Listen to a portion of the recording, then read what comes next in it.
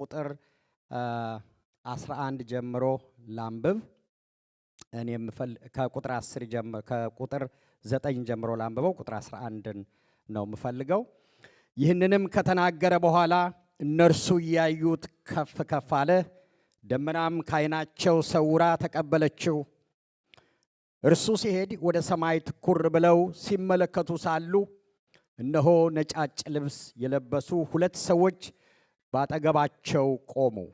ቁጥር 11 ደግሞም የገሊላ ሰዎች ሆይ ወደ ሰማይ እየተመለከታችሁ ስለምን ቆማችኋል? ይህ ከናንተ ወደ ሰማይ የወጣው ኢየሱስ ወደ ሰማይ ሲሄድ እንዳያችሁት እንዲሁ ይመጣል አሏቸው። እንጸልይ። ይሄ ከናንተ ወደ ሰማይ እንደዚህ በክብር ሲሄድ ያያችሁት ተመልሶ ይመጣል አሏቸው። ኢየሱስ ይመጣል። እጆቻቸውን ከፍ አድርጉና እንጸልይ። ይሄ ትልቁ የቤተ ክርስቲያን ተስፋ ነው እና እጆቻቸውን አንሱና ማራናታ እያልን እንጸልያለን። ትንሽ አንድ ደቂቃ። ይመጣል። እኛ የተከተልነውና ያገለገልነው የምናመልከው ጌታ ተመልሶ ይመጣል። ክብር ለኢየሱስ ይሁን። ስለዚህ ይሄ ደስ ሊያሰኘን ይገባል። ኢየሱስ ተመልሶ ይመጣል። የሚመጣው ግን በክብር ነው የሚመጣው፣ በስልጣን በኃይል። ጳውሎስ እንደሚነግረው እንደጻፈልን በመላእክት አለቃ ድምፅ፣ በእግዚአብሔር መለከት፣ በትእዛዛት። ዮሐንስም እንዳለን ከደመናት ጋር ተመልሶ በክብር ይመጣል። ኢየሱስ በክብር ይመጣል። ሰይጣን ይስማ፣ ትውልድ ይስማ። እኛ የተከተልነው ልጅነታችንን ሕይወታችንን የሰጠነው ጌታ የክብር ጌታ ተመልሶ ይመጣል። ኢየሱስ ተመልሶ ይመጣል። እስኪ ማራናታ በሉ፣ ጮኹ አንድ ጊዜ ማራናታ በሉ። ይመጣል። ጌታ ሆይ እናመሰግንሃለን። ክብር ሁሉ ለዘላለም ላንተ ይሁን። እንኳን ያንተ ሆነን እግዚአብሔር አምላካችን ሆይ፣ እንኳን ያንተ ሆነን፣ እንኳን አማኞች ሆነን፣ እንኳን አገኘህን፣ እንኳን አዳንከን፣ እንኳን ያንተ ልጆች ሕዝብ ሆነን። አንተ መልካም አምላክ ነህ። አንተ የሁሉ ምንጭ ነህ፣ የሁሉ መገኛ ነህ፣ ሁሉን ያስገኘህ ነህ፣ ሁሉን የምትመራ ነህ፣ የምታስተዳድር ነህ፣ የከበርክ ነህ። አምላካችን እግዚአብሔር ሆይ በሁሉ እናመሰግንሃለን። ክብር ያንተ ነው፣ እናመሰግንሃለን። እልልታና ጭብጨባ ያንተ ነው በሰማይ በምድር። ክብር ሁሉ ለስምህ እናመጣለን። ስለሚገባህ እናመጣለን፣ ስለሚገባህ እንሰግዳለን፣ እልል እንላለን፣ እናጨበጭባለን። ስለሚገባህ ክብር ሁሉ ያንተ ስለሆነ እግዚአብሔር ሆይ ተባረክ። ኢየሱስ ሆይ ተባረክ።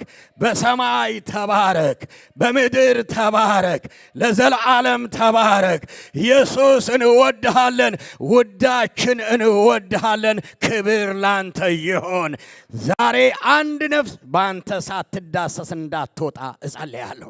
እኔ ባሪያ ከሰጠኝ ሳልጨምር ሳልቀንስ በፊትህ አለሁ ያልከኝን ብቻ እንድል ራሴን አሳልፌ ላንተ እሰጣለሁ።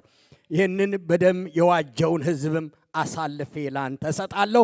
ክፉ ለዘላለም የታሰረ ይሁን በጌታ በኢየሱስ ክርስቶስ ስም አሜን።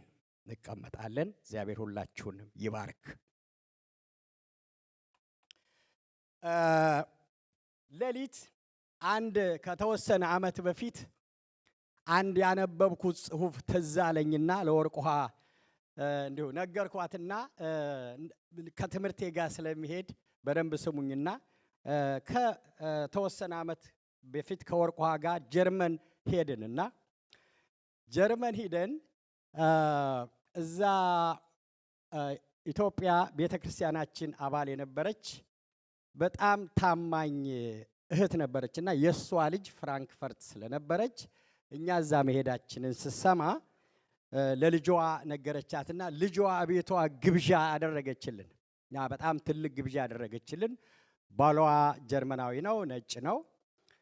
እቤታቸው ሂደን እዛ ግብዣ ላይ ያለን ለምን መንፈስ ቅዱስ እንዳመጣው በጣም ነው የገረመኝና በጣም ትልቅ ጽሑፍ በጀርመንኛ ተጽፎ ትርጉሙም በእንግሊዘኛ ከስር ተጽፏልና ትልቅ የሆነ የምግብ ዝግጅት አይነት ያለበት ቦታ ላይ አንድ ሰው ወደዛ ለመሄድ ሁለት መንታ ልብ ያለው ሰው ለመሄድ እየፈለገ ግን መንታ መንገድ ላይ ቆሞ ነው የሚያሳየው ጽሑፉና ስዕሉ ማለት ነውና ትርጉሙ ምንድነው የሚለው ብትመጣ ትጠቀማለህ ብትቀር ግን ትጎዳለህ ይላል። ዝቅ ብሎ ቢመጣ የሚጠቅመን ቢቀር ግን የሚጎዳን ኢየሱስ ብቻ ነው ይላል። ክብር ለእግዚአብሔር ይሁን። አሜን። አንተ ብትመጣ ትጠቀማለህ ብትቀር ግን ትጎዳለህ ይላል። ከደህንነት ጋር የተያያዘ ነው። ዝቅ ብሎ ቢመጣ የሚጠቅመን ቢቀር ግን የሚጎዳን ኢየሱስ ነው ይላል። አሁን እንኳን እዚህ መንፈስ ቅዱስ ባይኖር ምን እንሰራለን? ኢየሱስ ይመጣል።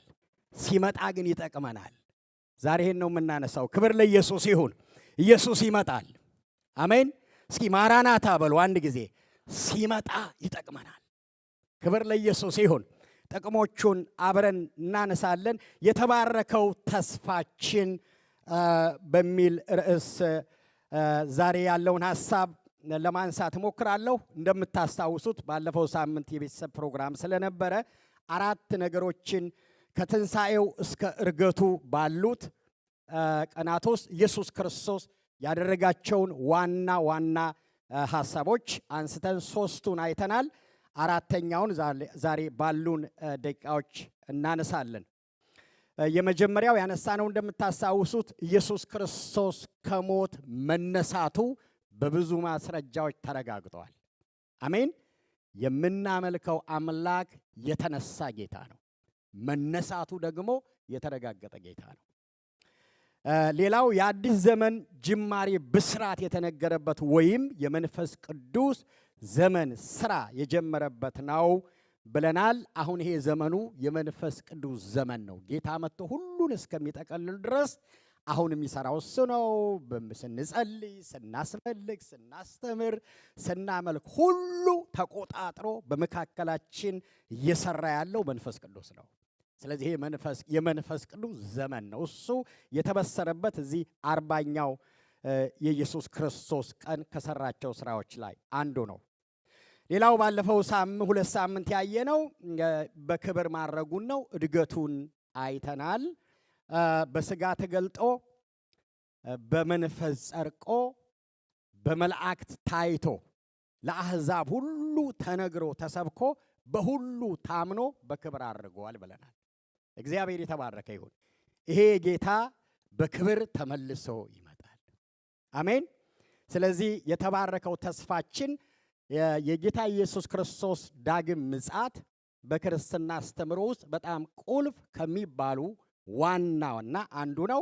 ስለዚህ እሱን እንድናስብ ነው ዛሬ መንፈስ ቅዱስ የሚናገረን። አንድ ነገር ተናግሬ ወደ ዛሬው ትምህርት ሄዳለሁ። እዚሁ ላይ ስላለ ነው። ሰሞኑን በዚህ በ40ኛው ቀን ውስጥ ኢየሱስ ክርስቶስ ያደረጋቸውን ነገሮች እያየን ነውና ለምንድን ነው 40 ቀን የተጻፈው? ለምን 30 አልተጻፈም? ለምን 50 አልተጻፈም? ለምን 60 አልተጻፈም? ለምን 20 አልተጻፈም? እና በደንብ እንድሰሙኝ ይፈልጋለሁ። 40 በመጽሐፍ ቅዱስ ውስጥ በጣም ማስተርኪ ከሆኑ ቁጥሮች አንዱ ነው እና 40 ቁጥር የተጻፈበት ምክንያት አለው። ዝም ብሎ አይደለም። መጽሐፍ ቅዱስ እያንዳንዱ ኢቭን ነጥብ ሳይቀር የራሱ የሆነ ሚኒንግ አለው፣ የራሱ ትምህርት አለው። በዓላማ ነው የተጻፈው። ምክንያቱም ብሉይ ኪዳን ውስጥም ሐዲስ ኪዳን ላይም 40 የሚል ቁጥር በደንብ ታገኛላችሁ። ቃሉ ራሱ ከ150 በላይ በደንብ ተጽፏል እና በብሉይ ኪዳን በተለይ አንዳንዶቹን ስታነሱ ከኖህ ዘመን ጀምሮ ነው የነበረው። በኖህ ዘመን የነበረው ጥፋት ለ40 ቀን ነበር ይላል ዝናቡ የዘነበው አይደል? ታስታውሳላችሁ። እና 40 ቀን ሙሉ ነበር የዘነበውና የነበረውን አሮጌ ነገር በሙሉ ጠፍቶ አዲስ የተጀመረበት ነው። ከዛ በኋላ በሙሴ ስታዩ ሙሴ የእግዚአብሔርን ኪዳን ሊቀበል ሲል 40 ቀን 40 ሌሊት በእግዚአብሔር ፊት ይጾምና ይጸልይ ነበር ይላል። የእግዚአብሔርን መለኮታዊ ክብር ለመቀበል በእግዚአብሔር ፊት 40 ቀንና 40 ሌሊት አሳልፎ ነበር ሙሴ። ይሄ ብቻ አይደለም። ኤልያስንም ስታዩ እግዚአብሔር በመገበው ምግብ ለ40 ቀን ተጓዘ ይላል እና 40 ቀን ሙሉ ኤልያስ እንደተጓዘ መጽሐፍ ቅዱስ ይነግረናል። የነነዌ ሰዎችም ብሔራዊ ንስሐ ጾም ያወጁት ለ40 ቀን እንደሆነ መጽሐፍ ቅዱስ ይነግረናል። ሐዲስ ኪዳን ላይ ስንመጣ በተለይ ሁለት ጊዜ በልዩ ሁኔታ ተጽፏል ይሄ 40 ቁጥር። እሱም ከጌታ ጋር በተያያዘ ነው። የመጀመሪያው ማቴዎስ 4 ላይ የምናገኘው ጌታችን ኢየሱስ ክርስቶስ አገልግሎቱን ከጀመሩ በፊት በእግዚአብሔር ፊት ትውልድን ይዞ ለትውልድ ቤዛ ሊሆን 40 ቀን ሙሉ በእግዚአብሔር ፊት የጾመበትና የጸለየበት እንደሆነ ማቴዎስ 4 ላይ ታገኛላችሁ። ከዛ በኋላ አገልግሎቱን ጀመረ፣ አገለገለ፣ ጨረሰ፣ ተሰቀለ፣ ሞተ፣ ተነሳ። ተነስቶ ግን 40 ቀን ቆየ ይላል። ይሄ 40 ቀን በሁለቱም መጽሐፍ ወይም በሐዲስ ኪዳንም በብሉይ ኪዳንም በተጻፉበት የመጀመሪያው ቋንቋ በዕብራይስጥና በግሪክ በጣም የተለየ ትርጉም አለው። 40 መከራ ያለቀበት፣ አዲስ ነገር የተጀመረበት፣ ሽግግር የተደረገበት፣ እንደገና ደግሞ እግዚአብሔር አንድ አዲስ ነገር ለማድረግ ያሰበበትና በዛም ትውልድን ያስመለጠበት የተገናኘበት አዲስ ምዕራፍ የተከፈተበት ነው። ስለዚህ ጌታችን ኢየሱስ ክርስቶስ በ40 ቀን ውስጥ ነው። እነኚህ ትልልቅ ብዙ ትምህርቶች አሉ፣ ግን ዋና ዋናዎቹ እሱ የሰይጣንና የሞት አገዛዝ አልቆ የእግዚአብሔር ስርዓት መስፈኑና ትውልድ ሁሉ ነፃ መውጣቱን ያወጀበት ነው። እግዚአብሔር የተባረከ ይሁን እና ስለዚህ ሁል ጊዜ ቁጥሮችንም ስናስብ በዚህ መልኩ እንድናስባቸው ለማንሳት ነው። የተባረከው ተስፋችን መጽሐፍ ቅዱስ ሐዋርያት ሥራ ምዕራፍ 1 ቁጥር 11 ላይ ቅድም እንዳነበብኩት እንዲህ አላቸው፣ እናንተ የገሊላ ሰዎች ሆይ ወደ ሰማይ እየተመለከታችሁ ለምንድን ነው እየተመለከታችሁ እዚህ የቆማችሁት? ለምንድን ነው? ይሄ ቃል የመላእክቶች ቃል ነው። ይህ ከናንተ ወደ ሰማይ ሲያርግ ያያችሁት ኢየሱስ ክርስቶስ እንዳያችሁት እንደዚሁ በክብር እንደሄደ ከደመናት ጋር እንደሄደ እንዳያችሁት እንደዚሁ ይመለሳል አሏቸው። እግዚአብሔር የተባረከ ይሁን። በቃ ቤተ ክርስቲያን የምታውጀው አንዱ ትልቁ ተስፋ ይሄ ነው። ከዚህ ጋር በተያያዘ 3 ሐሳቦችን አጠር አድርጌ ያነሳለሁ። አንዱ ስለ መምጣቱ መጽሐፍ ቅዱስ ምን ይላል? ብዙ ጊዜ እንሰማለን፣ አሁንም እንሰማለን፣ ወደፊትም ስለምንሰማ አንዱ እሱን አነሳለሁ። ሁለተኛ የሚመጣባቸውን ዋና ምክንያት ባጭሩ አነሳለሁ። ሶስተኛ ላይ የኛን ድርሻ ምን እናድርግ የሚለውን አንስቼ እንጸለያለን። የመጽሐፍ ቅዱስ ዋና ስለ ትንሣኤው ወይም ስለ እርገቱ ኢየሱስ ክርስቶስ ተመልሶ የሚመጣባቸውን ምክንያቶች በደንብ ያስቀምጣል። ሁለቱንም ኪዳኖች የብሉይ ኪዳንም የሐዲስ ኪዳንም መጽሐፎች ባለፈው እንዳልነው እያንዳንዱ መጽሐፍ ዋና መልእክት አለው።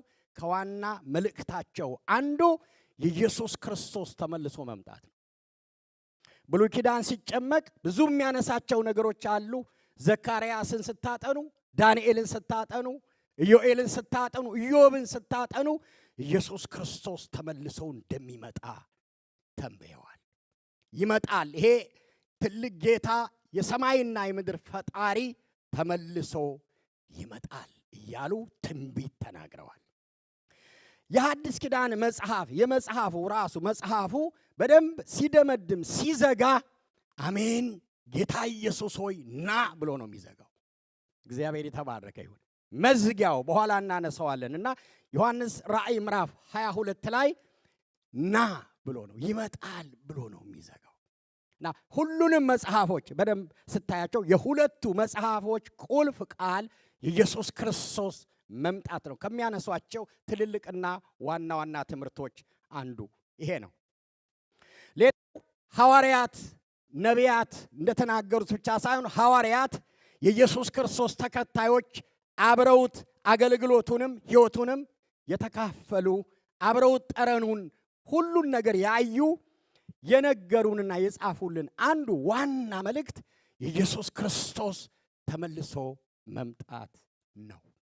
ዮሐንስ እንደዚህ ይላል፣ እነሆ ከደመናት ጋር ይመጣል፣ የወጉትም ሳይቀሩ ዓይን ሁሉ ያየዋል፣ የምድር ሕዝቦች ሁሉ ከእርሱ የተነሳ ዋይ ዋይ ይላሉ። አዎ ይህን ሁሉ ይሆናል። አሜን። ያለውና የነበረው የሚመጣውም ሁሉን ቻይ ጌታ አምላክ አልፋና ኦሜጋ እኔ ነኝ ይላል ብሎ ጽፎልናል። ራእይ ምዕራፍ 1 ከቁጥር 7 እስከ 8። ይሄ የመጥመቁ ማን ነው? የሐዋርያው ዮሐንስ ኢየሱስ ክርስቶስን በጣም ቀርቦ ይከተል የነበረው ሐዋርያ ዋና መልእክት አንዱ ይሄ ነው። ይመጣል፣ እኛ የምናመልከው የተከተልነው ጌታ ይመጣል ብሎ ነው የጻፈልን። በሁለተኛ ጴጥሮስ ምዕራፍ 3 ቁጥር 10 ላይ ሐዋርያው ጴጥሮስ ሊቀ ሐዋርያ የሚባለው የሐዋርያዎች ሁሉ ሊደር የነበረው እንደዚህ ይላል፣ የጌታ ቀን ግን እንደ ሌባ ይመጣል። በዛች ቀን ሰማያትም ታላቅ ትኩሳት ያልፋሉ፣ ፍጥረትም በታላቅ ግለትም ይጠፋል። ምድርና በእርሷ ያሉ ነገር ሁሉ ዋይ ወና ይሆናሉ ይላል። የጌታ ቀን እንደ ሌባ ሆኖ ይመጣል። ኢየሱስ ይመጣል። ከላይ ከፍ ብሎ የጌታ ቀን ያለ ዝርዝሩን ይነግርና ስለ ኢየሱስ ክርስቶስ መምጣት ይነግረናል። ይመጣል። ኢየሱስ አይቀርም፣ አይዘገይም፣ ይመጣል ይላል። ሐዋርያው ጳውሎስ ብዙ መልእክቶቹ ላይ ስለ መምጣቱ ጽፏል። በተለይ አንደኛ ተሰሎንቄ 4:16 እንደዚህ ይላል፣ ጌታ ራሱ በታላቅ ትእዛዝ በመላእክት አለቃ ድምፅ በእግዚአብሔር መለከት ከሰማይ ይወርዳል ይላል። በክርስቶስ የሞቱ አስቀድመው ይነሳሉ እያለ ይቀጥላል። ይመጣል። ቅድም በጸሎትም እንደጸለይ ነው። በትእዛዝ በመላእክት አለቃ ድምፅ በእግዚአብሔር መለከት ከሰማይ ይመጣል። የመጽሐፋችን የሐዲስም የብሉይ ኪዳንም ዋና መልእክት ከሚባሉት አንዱ የኢየሱስ ክርስቶስ ተመልሶ መምጣት ነው። ሐዋርያትም ደግሞ መልእክቶቻቸው ዋና ቁልፍ ጉዳይ የኢየሱስ ክርስቶስ ተመልሶ መምጣት ነው። ይሄ ብቻ አይደለም። መላእክቶች የማይበሉ የማያገቡ የማይጋቡ ሁል ጊዜ ስራቸው ምስጋና የሆነ መላእክቶች ቅድም እንዳነበብኩላችሁ ይሄ ነው መልእክታቸው። ብትጠይቋቸው አሁን እነ ገብርኤል እነ ሚካኤል ቢጠየቁ የእግዚአብሔር ጋር ያለው ትልቁ ፕሮግራም ምንድነው ብትሏቸው ኢየሱስ ይመጣል ነው የሚሉት። ክብር ለእግዚአብሔር ይሁን። ለዚህ ነው ሐዋርያት እንዳታዝኑ፣ አሁን እናንተ እያያችሁት በክብር ደመና የተነጠቀው ኢየሱስ አሁን ሲነጠቅ እንዳያችሁት እንዲሁ ይመጣል ብለው የተናገሩት መላእክቶች ናቸው። ለምን? ይሄ ብቻ አይደለም፣ ነገ አጅበውት ይመጣሉ፣ አብረው ይመጣሉ። ኢየሱስ በደመና ሲመጣ መላእክቶችም አጅበው ይመለሳሉ። ለዚህ ነው የመላእክት አለቃ ድምፅ ይላል ሐዋርያው ጳውሎስ። እና የመላእክቶችም ዋና መልእክታቸው የጌታችን የኢየሱስ ክርስቶስ ዳግም መመለስ ነው። ይመጣል ይሉናል። መላእክቶች ሐዋርያት ብቻ ሳይሆኑ አብ እኛ የምናመልከው እግዚአብሔር ከዚህ በፊት አንስተናል። ትልልቅ ፕሮግራሞች አሉት። እግዚአብሔር እቅድ አለው። ከእቅዶቹ አንዱ የኢየሱስ ክርስቶስ ዳግም መመለስና ሁሉን መጠቅለል ነው። እግዚአብሔር የተባረከ ይሁን። በአብ የታቀደ ትልቅ እቅድ፣ ዘላለማዊ እቅድ ሁሉን መጠቅለል ነው። ኤፌሶን ላይ ምዕራፍ 1 ቁጥር 3 ቁጥር 9ና ቁጥር 11 በሰማያዊ ስፍራ በመንፈሳዊ በረከት ሁሉ በክርስቶስ የባረከን የጌታችን የኢየሱስ ክርስቶስ አምላክና አባት ይባረክ ይልና በክርስቶስ ያቀደውን የፍቃዱን ምስጢር እንደ በጎ ሐሳቡ እንድናውቅ አደረገ ይላል። ክብር ለእግዚአብሔር ይሁን። እግዚአብሔር እቅዱን፣ ሐሳቡን፣ ፍቃዱን በክርስቶስ ለኛ ያለውን እንድናውቅ አድርጎናል ይላል። ከፍቃዶቹ አንዱ በዘመን ፍጻሜ ይሆን ዘንድ ያለው ሐሳቡ በሰማይም ሆነ በምድር ያሉትን ነገሮች ሁሉ ራስ በሆነው በክርስቶስ ለመጠቅለል ነው ይላል። ሁሉን የሚጠቀልልበት የእግዚአብሔር አብ መጠቅለያ ኢየሱስ ክርስቶስ ነው። አሜን። የእግዚአብሔር አብን አሁን አግኝታችሁ አባታችን ብለን የምናመልከውን ብትጠይቁት ምን ቀርቶሃል? ምን ሐሳብ አለህ? የልብህ አምሮት ምንድነው? ፈቃድ ምንድነው? አሁን አንተ ጋር ያለው ብትሉት ልጄን ልኬ ሁሉን መጠቅለል ነው ይላቸዋል። ይሄ ነው ሐሳቡ፣ ፕሮግራሙ ይሄ ነው፣ እቅዱ ይሄ ነው ይለናል። ዝቅ ብሎ እዛው ላይ ቁጥር 11 ሁሉን በፈቃዱ ምክር መሰረት እንደሚሰራው እንደ እርሱ እቅድ አስቀድሞ የተወሰነ እኛ ደግሞ በእርሱ ተመርጠናል። እንደርሱ ዕቅድ የኢየሱስ ክርስቶስን ዳግም ምጽአት እንድናውቅ ለዛ እንድንዘጋጅ እንድንኖር ለዚህ ደግሞ ተመርጠናል። ሁሉ ሰው ስለ ክርስቶስ ሞትና ትንሣኤ ዳግም ምጽአት ሊያውቅ አይችልም፣ ሊሰማም አይችልም። ፈቃደኛ ከሆነ ይችላል። እኔና እናንተን ግን ይህንን ገልጦልናል። እግዚአብሔር የተባረከ ይሁን እና እድለኞች ነን እና የአብ ፍቃድ የአብ ዕቅድ አሁን ልቡ ያለው አምሮት ኢየሱስን ልኮ ዓለምን መጠቅለል ነው። ሌላው ጌታችን ራሱ ጌታችን ኢየሱስ ክርስቶስ የምንጠብቀው የምናመልከው የምንወደው አዳኛችን ኢየሱስ ክርስቶስ ራሱ እኔ እመጣለሁ ብሎናል። ከዚህ በፊት እንዳነሳ ነው ዮሐንስ 14 ላይ እኔ ሄዳለሁ እጄ ስፍራ ባዘጋጀሁላችሁ በዛ ቦታ ላይ አብረን እንድንሆን መጥቼ እወስዳቸዋለሁ ብሏል። በተለይ የዮሐንስ ራእይ ምዕራፍ 22 በኋላ አነሳዋለሁ። 3 ጊዜ ነው አንዱ ምዕራፍ ላይ ራሱ ጌታ የተናገረው። ቁጥር 7 እነሆ በቶሎ እመጣለሁ ይላል። ቁጥር 12 እነሆ በቶሎ እመጣለሁ ይላል። ቁጥር 20 ላይ እነሆ በቶሎ እመጣለሁ ዋጋዬም ከኔ ዘንድ አለ ለእያንዳንዱም እንደ ሥራው መጠን እከፍለዋለሁ ካለ በኋላ እነኝህን ነገሮች የሚመሰክረው አዎ በቶሎ እመጣለሁ ይላል። እመጣለሁ ብቻ አይደለም በቶሎ እመጣለሁ ይላል። ክብር ለእግዚአብሔር ይሁን። አሜን። ጌታ ይመጣል። ኢየሱስ ይመጣል። እኛ የተከተልነው የምናመልከው ጌታ ተመልሶ ይመጣል። ስለዚህ እመጣለሁኝ ብለዋል። ክብር ሁሉ ለእግዚአብሔር ይሁን። የምንጠብቀውና የምንከተለው ያመለክነው ጌታ ሁል ጊዜ ታማኝ ስለሆነ አሁን እመጣለሁ ብሎ እኔንና እናንተን አስጠብቆ አታሎ የሚቀር ጌታ አይደለም። መጥቶ እንዳዳነን መጥቶ ደግሞ ሊጠቀልለንና ከአባቱ ጋር ለዘላለም ከኛ ጋር ሊኖር ኢየሱስ ይመጣል። አሜን። ኢየሱስ ይመጣል። አዋጅ! ኢየሱስ ይመጣል። ተመልሶ ይመጣል። ለምንድን ነው የሚመጣው? መምጣቱ የተረጋገጠ ነው። ቅድም እንዳልኩት መጽሐፉ ዋና ዓላማ ይሄ ነው። ሐሳብ የመላእክቶች ስብከት ይሄ ነው። የሐዋርያት ስብከት ይሄ ነው። የአብ ዕቅድ የሆነው የወልድ ተስፋ ደግሞ ይሄ ነው። ይመጣል። እንደ ክርስቲያን ኢየሱስ ክርስቶስ ይመጣል ብለን እንጠብቃለን። ደግሞ ይመጣል።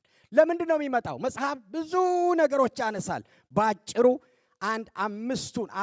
አምስቱን ፈጠን ብዬ ላንሳ። ባጭሩ መጽሐፍ እንደሚለን ኢየሱስ ክርስቶስ የሚመጣበት ዋናው ነገር ዮሐንስ 14:3 ላይ ሂጄም ስፍራ ባዘጋጀሁላችሁ በኋላ እኔ ባለሁበት እናንተ ከኔ ጋር እንድትሆኑ ልወስዳችሁ እመጣለሁ ይላል። ክርስቲያን ይሄ ካላስደሰተው ካላረካው እግዚአብሔር የተባረከ ይሁን። አሜን። እኔ ባለሁበት እናንተ እንድትሆኑ ልወስዳችሁ እመጣለሁ ይላል። ክብር ለእግዚአብሔር ይሁን። አሜን። ሰላም ባለበት፣ እረፍት ባለበት፣ ደስታ ባለበት፣ ሰይጣን በሌለበት፣ ሞት ጭንገፋ በሌለበት ከኢየሱስ ጋር አንድ ላይ እንድንኖር እኛን ሊወስደን ይመጣል። አሜን። የኢየሱስ ክርስቶስ ዘላለማዊ ፕላን ይሄ ነው። ከኔና ከናንተ ጋር ለዘላለም ለመኖር ሊወስደን ይመጣል። ሁለተኛው ብዙ የተገቡልን ተስፋዎች አሉ። በሕይወትም የሕይወት አክሊል እነሱ ሊሰጠን ይመጣል። የተባረከው የተስፋችን ፍጻሜ ሆኖ ኢየሱስ ክርስቶስ ከመከራ ሊገላግለን ከስቃይ፣ ከሞት፣ ከበሽታ፣ ከውድቀት፣ ካቃተን ነገር ሁሉ ከዚህ ዓለም ሲስተም ሁሉ ለዘላለም ሊያላቀቀን እግዚአብሔር የተባረከ ይሁን። አሜን። ድነናል። እየዳንን ነው። ገና ምንድናለን? ክርስትና ይሄ ነው። በክርስትና አስተምሮ ሁሉ ጊዜ እንደምንናገረው የዳንነን በክርስቶስ ያንን እንጠብቃለን። እየዳንን ነው። ደግሞ ኢየሱስ ሲመጣ ሙሉ ለሙሉ ደህንነታችን ይፈጸማል። እሱ ሲመጣ ይሄ ይረጋገጣል። ክብር ለእግዚአብሔር ይሁን። ጌታ በሚመጣበት ጊዜ ከሁሉ ነገር ነፃ ያደርገናል። ከሁሉ ነገር፣ ከሞት፣ ከበሽታ፣ ከዓለም ሲስተም፣ ከስጋ ነገር፣ ከሁሉ ነገር ነፃ ያደርገናል።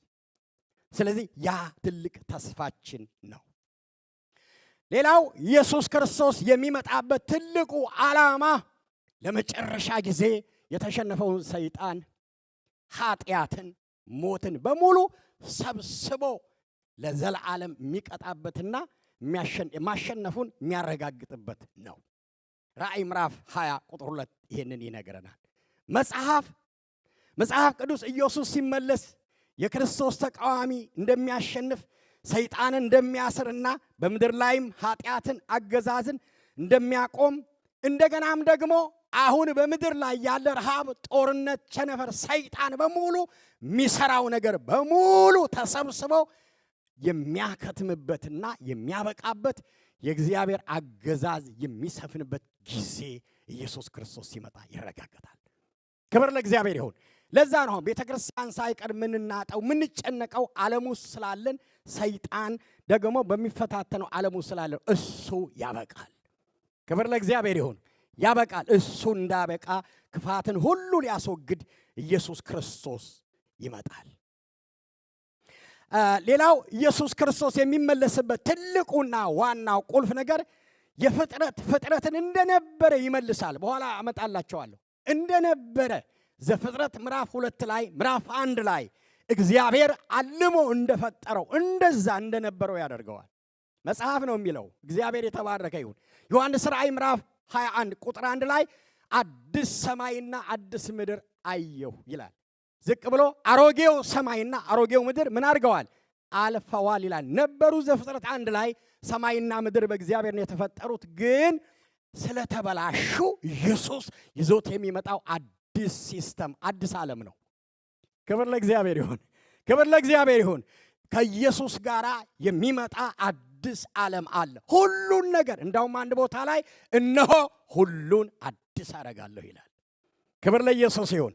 ሁሉን ነገር አሁን የምታዩት የተበላሸውን ሁሉ አዲስ የሚያደርግ የኛ ጌታ ተመልሶ ይመጣል። አሜን።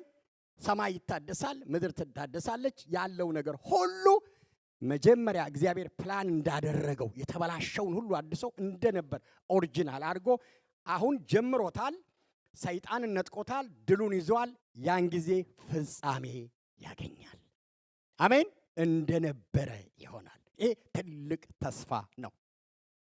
ሌላው ከኛ ጋር በተያያዘ ኢየሱስ ክርስቶስ የሚመጣበት ትልቁ ሌላው ጉዳይ የኛን አካል ሌላ አካል አልብሶ በዚህ ምድር እያለን ከዚህ በፊት እንዳነሳሁት ደህንነት በነፃ ነው። ሽልማት ደግሞ በስራ ነው። ሽልማት በምንድን ነው? በስራ ነው። ስለዚህ ሽልማታችንን ይዞ ይመጣል። ክብር ለእግዚአብሔር ይሁን እና አንደኛ ቆሮንቶስ ምዕራፍ 15 እንደሚነግረን ይሄ የሚበሰብሰው አካላችን የማይበሰብስ ይለብሳል። ይሄ የሚሞተው ስጋችን የማይሞት ስጋ ይለብሳል። ይሄ ትልቅ ተስፋ ነው። ይሄ የሚሆነው ኢየሱስ ሲመጣ ነው። ክብር ለእግዚአብሔር ይሁን። አሜን። ኢየሱስ ሲመጣ የተዘጋጀልን ሰማያዊ ልብስ እንለብሳለን።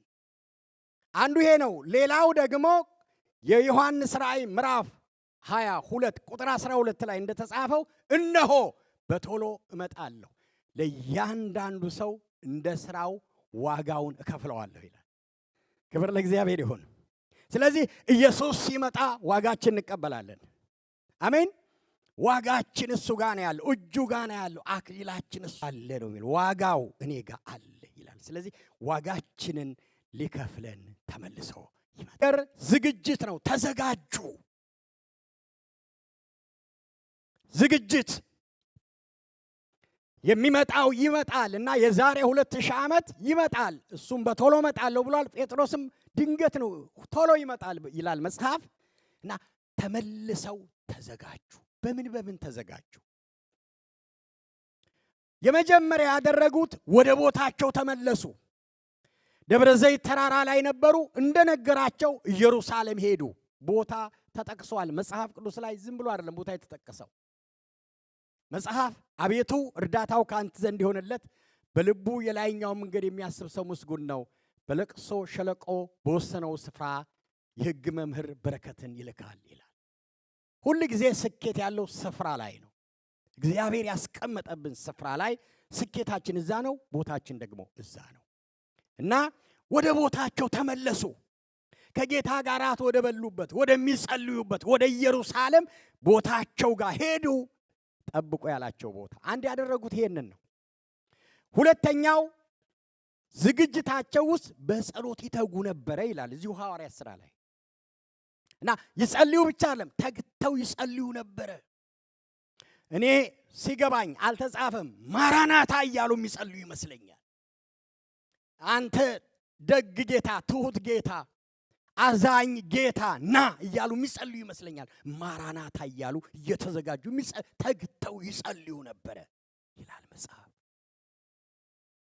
በጸሎት ይተጉ ነበረ አብረው።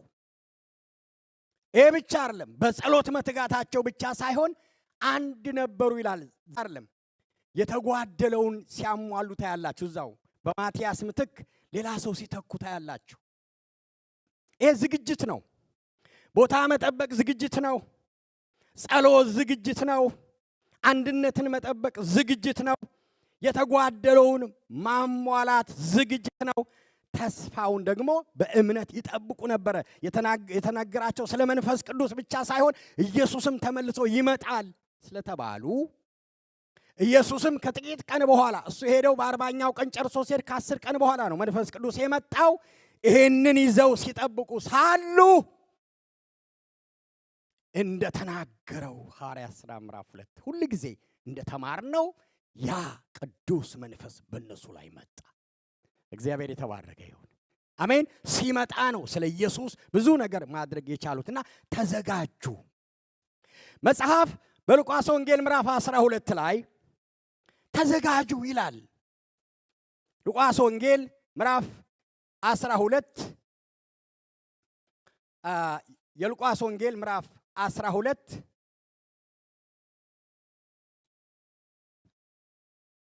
ሁላችንም ይህንን ቃል ማንበብ ስለምፈልግ እናውጣ። የሉቃስ ወንጌል ምዕራፍ 12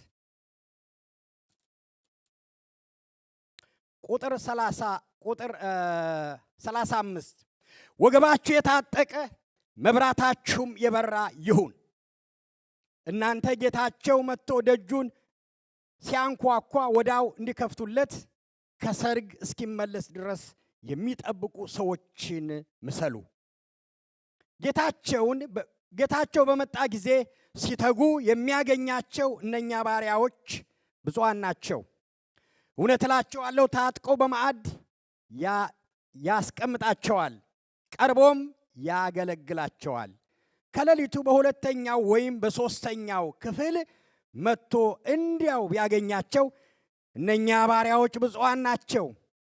ይህንን ግን እወቁ፣ ባለቤት በምን ሰዓት ሌባ እንደሚመጣ ቢያውቅ ኖሮ በነቃ ቤቱም እንዲቆፈር ባልፈቀደም ነበር።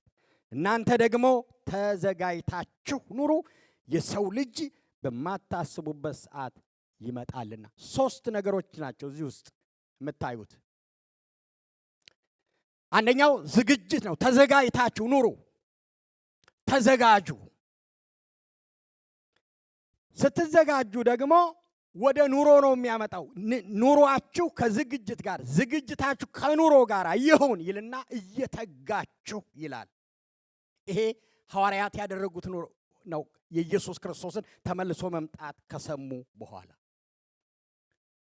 ተዘጋጅታችሁ ኑሩ ይላል። የመጀመሪያው ዝግጅት ነው። ሁለተኛው ደግሞ ኑሮ ነው። ኖሩ፣ በጌታ ኖሩ፣ በቃሉ ኖሩ፣ በመንፈስ ቅዱስ ቁጥጥር ስር ገብተው ለዛ ኖሩ።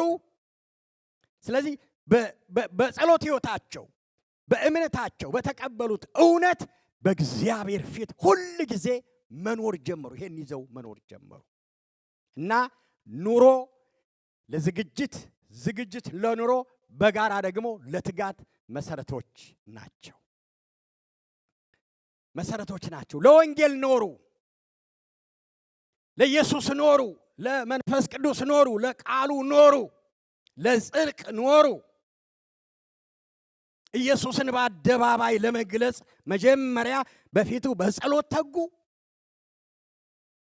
አንድነታቸውን ጠበቁ፣ የተጓደለውን አሟሉ፣ ተስፋቸውን በእምነት ጠብቀው በዚህ ኖሩ፣ ዝግጅት አድርገው ኖሩ።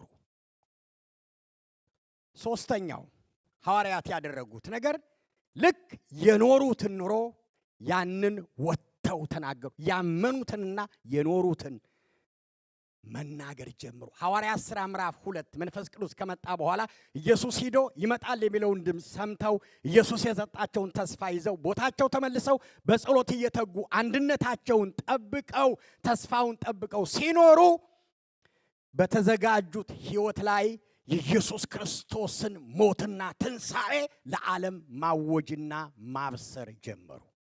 ሐዋርያት ያደረጉት ተዘጋጁ፣ ኖሩ፣ የእግዚአብሔርን ሥራ ሰሩ። ወይም ለኢየሱስ ክርስቶስ እንደ ቃሉ ምስክር ሆኑ። መጽሐፍ በሙሉ የሚነግረን ይሄንን ነው። ስለ ምስክርነት ብዙ ተምረናል ከዚህ በፊት። በቃልም በኑሯቸው መሰከሩ። እግዚአብሔር የተባረከ ይሁን። አሜን። ኑሯቸው ኢየሱስን የሚገልጥ ነበር። አንደበታቸውም ኢየሱስን የሚገልጥ ነበር። ክብር ለእግዚአብሔር ይሁን። እነኚህ ሰዎች የሱ ናቸው እስከሚባሉ ድረስ በዘመናቸው መጨረሻም ከዮሐንስ በስተቀር ሁሉ ጊዜ እንደምናነሳው ሁሉም ስለ ኢየሱስ ክርስቶስ አንዳንዶች ተሰቅለው፣ አንዳንዶች በመጋዝ፣ አንዳንዶች በዘይት ተቀቅለው ሁሉም ስለ ኢየሱስ ሕይወታቸውን አሳልፈው ሰጥተው መስክረው ነው የሞቱት። እግዚአብሔር የተባረከ ይሁን። አሜን። ኢየሱስን አከበሩ። በኑሯቸው አከበሩት፣ በቃላቸው አከበሩት፣ በሁሉ ሰሞኑን ፊልጵስዩስ እንደተማርነው ወንጌል መከቱ። ከስተት ትምህርት የእግዚአብሔርን ቃል ወንጌልን ጠበቁ፣ ራሳቸው ይዘው ለኛ አስተላለፉልን። እኔ አሁን የምሰብከው ወንጌል እነሱ ጠብቀው ያስተላለፉልኝ ወንጌል ነው። እግዚአብሔር የተባረከ ይሁን። እናንተ ያመናችሁት ወንጌል፣ የምትኖሩለት ወንጌል ሐዋርያት ጠብቀው ወደኛ ያስተላለፉት ወንጌል ነው። እግዚአብሔር የተባረከ ይሁን እና ወንጌል ሰሩ፣ የወንጌል ምስክር ሆኑ፣ ወንጌል መከቱ፣ ወንጌል ለቀጣዩ ትውልድ አስተላለፉ። ስለዚህ ምን እናድርግ? እንዘጋጅ። እንዴት ነው የምንዘጋጀው? በጸሎት፣ በጽድቅ፣ በቅድስና ሕይወታችንን በመጠበቅ ከጌታ ጋር ኢየሱስ ዛሬ ይመጣል ብለን ሌባ በድንገት እንደሚመጣ ሁል ጊዜ እየደወለብን ሕይወታችን ከዚህ በፊት እንዳነሳሁት ብዙ ዘመን እንደሚኖር ሰው እየሰራን ዛሬ ብቻ እንደቀረው ሰው ደግሞ እየኖርን ጌታን እናክብር። አሜን። ዛሬ ብቻ ነው ያለችኝ ብለን እንደዛ እንኖር። ግን ብዙ ዘመን እንደሚኖር ደግሞ እንስራ። ክርስትና በሁለት ፒላሮች የቆመ ነው። ክርስትና ስታስቡ አንዱ የተቀበልነውን እውነት መኖር ነው። በጽድቅ በቅድስና ሕይወታችንን ጠብቀን ለዛ ቀን መኖር ነው። ምክንያቱም ክርስትናን ተቀብለን መንግሥተ ሰማያት ካልገባን ከጌታ ካልኖርን ምንም አይጠቅመንም። ኑሮ ነው አንዱ። ሁለተኛው ፒላር ደግሞ ስራ ነው። ይሄንን የኖርነውን ኑሮ መስራት ያለነው እዚህ ምድር ለስራ ስለሆነ ሁለቱ ሊለያዩ አይችሉም። ስለዚህ ያመነውን መናገር፣ ያመነውን መኖር፣ ኢየሱስ ክርስቶስን ለትውልድ ማስተላለፍ አለብን። እግዚአብሔር የተባረከ ይሁን። ስለዚህ የፊታችን ቅዳሜ ቅድም ማስታወቂያ ሲናገር እንደሰማችሁት አንዱ የምንኖርለት ወንጌል ይሄን ለሰዎች ማድረስ ስላለብን ቅዳሜ ሁሉም ሰው መተን ወተን ለሰዎች የኢየሱስ ክርስቶስን ሞትና ትንሣኤ አዳኝነት ለሌሎች መመስከር አለብን። ቢያንስ ከአቅማችሁ በላይ የሆነ ሰዎች መምጣት የማትችሉ እዛ ሁናችሁ ጸልዩ፣ ጌታ ያያቸዋል። ያልቻላችሁ የምትችሉ ግን ኑ። ይሄ ነው ስራችን። ከዚህ ውጪ ሌላ ስራ የለንም። ለቤተ ክርስቲያን የተሰጠ ስራ ወንጌል ነው። እግዚአብሔር የተባረከ ይሁን። ሐዋርያት ያስተላለፉልን ወንጌል ነው። ወንጌል ደግሞ መልእክቱ ኢየሱስ ሞተዋል፣ ኢየሱስ ተነስተዋል፣ ኢየሱስ አድርገዋል፣ ኢየሱስ ይመጣል የሚል ነው። ይህንን የተቀበለ ሰው ለዘላለም ከሱ ጋር ይኖራል። እግዚአብሔር የተባረከ ይሁን እና ቅዳሜ ሁላችሁም ለኢየሱስ ክርስቶስ ሞትና ትንሣኤ ምስክር ለመሆን በጸሎትም በምትችሉት ሁሉ የዛሬ ዓመት ታስታውሳላችሁ በወንጌል ስርጭት 3000 ሰው ነው ምስክርነት የተመሰከሩ። ለ3000 ቀላል አይደለም። ከኛ ባህል፣ ከኛ ቋንቋ፣ ከኛ ከአፍሪካውያን ከኢትዮጵያና ኤርትራ ውጪ ሌሎች ሰዎች ሁሉ ጌታን ተቀብለዋል። የዛሬ ዓመት ታስታውሳላችሁ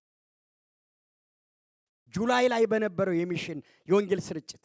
ስለዚህ ሁሉ ሰው ለዚህ እንድንጸልይ ከወዲሁ እንድንጸልይ፣ እንድናስብ፣ እንድንተባበር ያስፈልጋል። እንደውም ጥሩ አጋጣሚ ነው ትናንትና በወይዘሮ ምክንያት መተላለፉና እንደዚህ ሰምተን ራሱ ማድረግ ተገቢም ስለሆነ ማለት ነው። እግዚአብሔር የተባረከው እኛ አይደለም ያደረግነው፣ እግዚአብሔር ነው ያደረገውና የሚቀጥለው ቅዳሜ ማናችሁም እንዳትቀሩ ሐዋርያት ያደረጉትን እናደርጋለን። ምን እናድርግ? ኢየሱስ ይመጣል። ኢየሱስ ከመምጣቱ በፊት ተዘጋጅተን እንጠብቀው። እግዚአብሔር የተባረከ ይሁን። አሜን። በመነው እምነት ያንን እየኖርን እንጠብቀው። ያንን እየኖርን ያን እየመሰከርን እንጠብቀው። ክብር ለእግዚአብሔር ይሁን። ያን ጊዜ አንቺ በጎ ታማኝ ባሪያ ብሎ ይሸልመናል። ክብር ለኢየሱስ ይሁን። ላይሸልመን አይችልም፣ ይሸልመናል። ምክንያቱም ያከበሩኝን አከብራለሁ፣ የናቁኝ ግን ይናቃሉ። ይሄ አይሆንልኝም ነው ያለውና ጌታን እንድናከብር ጌታ ይርዳን። ምን እናድርግ? እንኑር። ምን እናድርግ? እንዘጋጅ። ምን እናድርግ? ስለ ኢየሱስ ክርስቶስ የሚያድነውን ወንጌል ለሌሎች እንናገር። የዮሐንስ ራእይ ምዕራፍ 22 ከቁጥር 1 እስከ 21 ቁጥሮች ናቸው ያሉት። በደንብ ልብ ብላችሁ ስሙኝ። ይሄ የማጠቃለያ ጥቅሴ ነው። መጽሐፍ ቅዱስ ቅድም እንዳነሳሁት የኢየሱስ ክርስቶስን መመለስ በደንብ ተናግሮ ነው የሚዘጋው። እግዚአብሔር የተባረከ ይሁን። መጽሐፍ ቅዱስ የሚያጠቃልለው የአዲሱን ኢየሩሳሌም ዘላለማዊ ገነት በመግለጽ እና የክርስቶስን መመለስ ለእምነት ለቅድስናና በጉጉት ሰዎች ሁሉ እንዲጠባበቁ የመጨረሻ ሐሳብና እድል በመስጠት ነው የሚያጠቃልለው። እግዚአብሔር የተባረከ ይሁን። አሜን። እጃችሁ ያለው መጽሐፍ በተለይ የመጨረሻው የኢየሱስ ክርስቶስን ተመልሶ መምጣት አውጆ ነው የሚጨርሰው እና በደንብ በጥንቃቄ ስታጠኑት 4 ትልልቅ ነገሮች አሉት። የዮሐንስ ራእይ ምዕራፍ 22 ላይ የመጀመሪያው በኤደን ይሄ ኤደን ገነት የነበረው የዘላለም ህብረት ሰውና እግዚአብሔር አንድ ላይ ይኖሩበት የነበረው ራቁታቸውን ሳያዩ ህፍረታቸውን ሳያዩ የእግዚአብሔር ድምፅ ምግባቸውና ልብሳቸው ሆኖ አንዳቸው ለአንዳቸው ሳይተፋፈሩ አብረው እየኖሩ እግዚአብሔር የተባረከ ይሁን። አሜን አሜን። ሰይጣን ምዕራፍ 3 ላይ መጥቶ ሔዋንን አስተዋት እርቃናቸውን እስከሚያዩ ድረስ ሌላ አይሰሙም፣ ሌላ አያዩ። በክብሩ ተሸፍነው ከእግዚአብሔር ጋር ነበር የሚኖሩት። ክብር ለእግዚአብሔር ይሁን። ወንዞች አሉ ምዕራፍ 2 ላይ፣ አዳም አለ፣ ሕይወት ዛፍ አለ። ይሄን ታገኛላችሁ ምዕራፍ 22 ላይ እና ቅድም እንዳልኩት ወደዛ ነው የሚመልሰን ኢየሱስ ክርስቶስ ሲመጣ። እግዚአብሔር የተባረከ ይሁን። አሜን። ስለዚህ ከእግዚአብሔር ጋራ ከኢየሱስ ጋራ ለዘላለም ሰው አብሮ እንዲሆን ኢየሱስ ክርስቶስ ተመልሶ እንደሚመጣ ነው ምዕራፍ 22 ቁጥር 1 ላይ የሚነግረን። ክብር ለኢየሱስ ይሁን። አሜን። ሰው ሁሉ ከእግዚአብሔር ጋራ፣ አንቺ ከእግዚአብሔር ጋራ፣ እኔ ከእግዚአብሔር ጋራ፣ እኛ ከእግዚአብሔር ጋራ። ክብር ለኢየሱስ ይሁን። አሜን። ይሄ የመጀመሪያው የእግዚአብሔር ዘላለማዊ እቅድ ነው። ሰውን በመልካችን እንደ ምሳሌያችን እንፍጠር ብሎ ከፈጠረው በኋላ ተሰርቆ በስንት ዓመት ሙሉ ከእግዚአብሔር ተለይቶ ኖሮ ኢየሱስ በመስቀል ላይ ዋጋ ከፍሎ አዳነው። አሁን የዳንነን እዚህ ግን እየታገልን ነው። ኃጢአት ይታገለናል፣ ሥጋ ይታገለናል፣ ዓለም ይታገለናል። ኢየሱስ ሲመጣ ሁሉ ነገር ይወገድና ኦሪጂናል ፕላን በተደረግንበት በዛ ለዘላለም መንፈሳዊ ገነት ውስጥ ከእግዚአብሔር ጋር መኖር እንጀምራለን። ክብር ለኢየሱስ ይሁን። ክብር ለኢየሱስ ይሁን። እና የዮሐንስ ራእይ የሚያውጀው ይሄንን ነው። እግዚአብሔር እንዳው ምን ይላል? ላንብብላችሁ ቁጥር 1 ላይ ዮሐንስ ራእይ ምዕራፍ 22 ቁጥር 1 በአደባባዩ መካከል ከእግዚአብሔርና ከበጉ ዙፋን የሚወጣው እንደ ብርሌ የሚያንጸባርቀው የሕይወት ውሃ ወንዝ አሳየኝ ይላል። ፍጥሞ በምትባል ደሴት ዮሐንስ በራእይ ወንዙ ይላል። ወንዝ ታገኛላችሁ ምዕራፍ 2 ላይ ዘፍጥረት። ወዳና ወዲህ በየወሩ እያፈራ 12 ፍሬ የሚሰጥ የሕይወት ዛፍ ነበረ። የዛፉ ቅጠልም ለሕዝብ መፈወሻ ነበር። ከእንግዲህ ወዲህ መርገም ከቶ አይሆንም ይላል። ከዛን ጊዜ በኋላ መርገም አይሆንም። ጌታ የተባረከ ይሁን። አሜን። ተፈልጎ አይገኝም፣ መርገም አይሆንም። ለምን? በጉ በመካከላችን ዋና ይሆናል። ኢየሱስ ዋና ይሆናል። መርገም ቦታ አያገኝም። አሁን ቅድም ስንጸል የተቀላቀለ ነገር ልታዩት ያ ጥርት ይላል። የዛን ጊዜ ክብር ለኢየሱስ ይሁን፣ ክብር ለኢየሱስ ይሁን።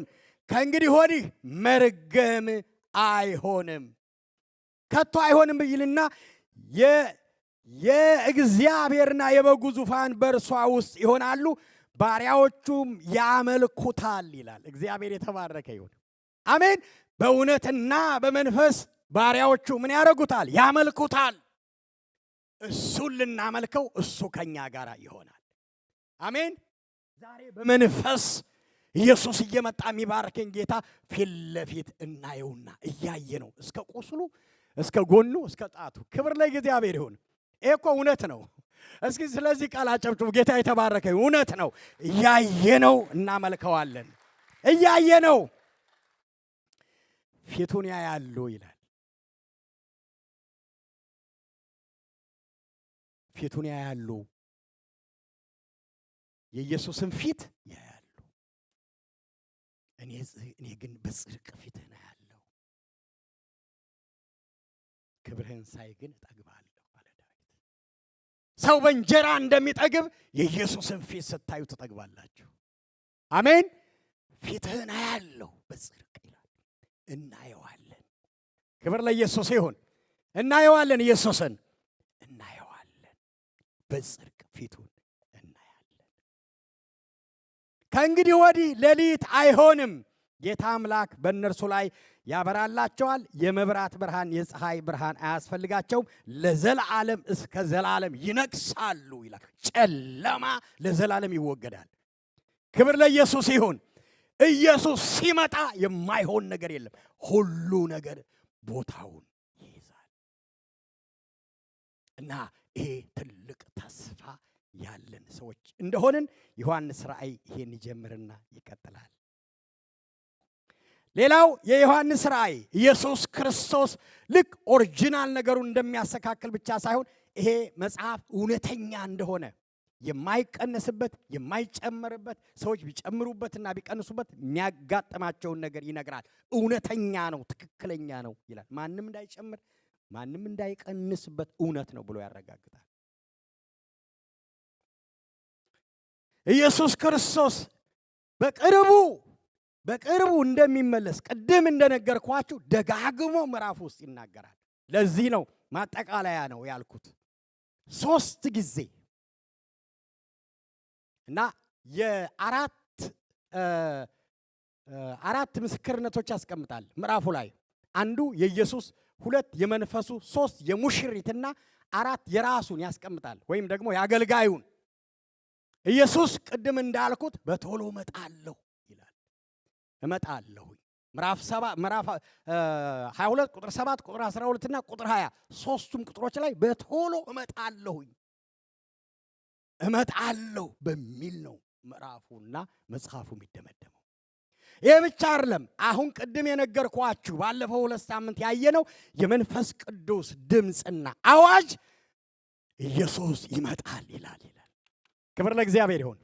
አሜን። መንፈስ ቅዱስ አሁን በውስጣችሁ ሆኖ የሚያመጣው ድምፅ ስለ ኢየሱስ መምጣት ነው የሚናገረው። እዚህ ምድር ላይ 1000 ዓመት ትኖራለህ ወይ ደግሞ እንደ ማቱሳላ ትሆናለህ፣ ኢየሱስ ክርስቶስ ይመጣል ነው የሚለው። እግዚአብሔር የተባረከ ይሁን። አሜን። ይመጣል። እኛ ሁሉ አልቋል። ምልክቶቹ ተፈጽመዋል። ከ40 በላይ ምልክቶች ከመምጣቱ ጋር የተያያዙ በመጽሐፍ ቅዱስ ውስጥ አሉ። የተመዘጉ ዋና የሚባሉት በሙሉ 40ውም ምልክቶች ተፈጽመው አልቀዋል። አሁን ኢየሱስ በደጅ ነው ያለው። እኔ እየሰበኩ እናንተ እያመለካችሁ አሁን ሊመጣ ይችላል ጌታ። መኪና እየነዳችሁ ሊመጣ ይችላል። እግዚአብሔር የተባረከ ይሁን።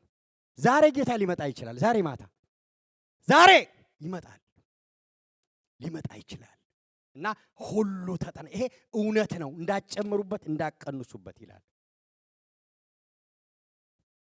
እና ኢየሱስ ክርስቶስ ደጋግሞ እኔ እመጣለሁ፣ መንፈስ ቅዱስ ይመጣል ይላል።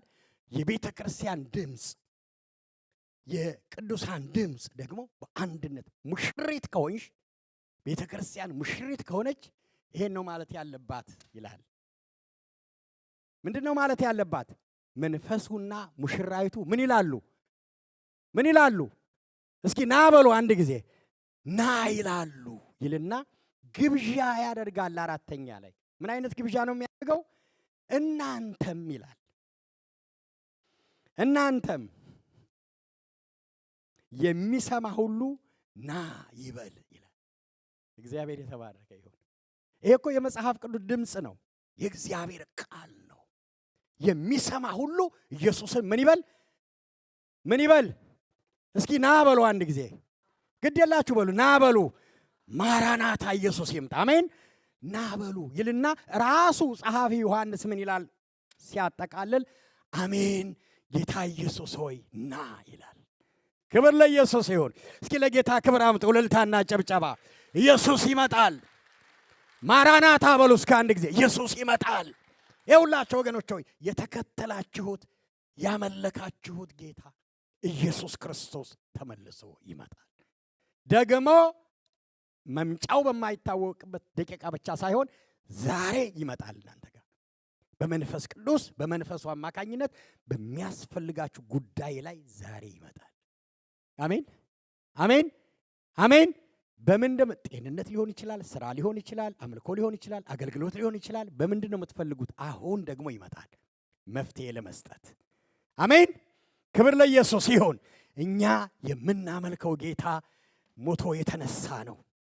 መቃብር ፈንቅሎ የተነሳ ነው። ለሁሉ የታየ ነው። ክብር ለእግዚአብሔር ይሁን። አሜን።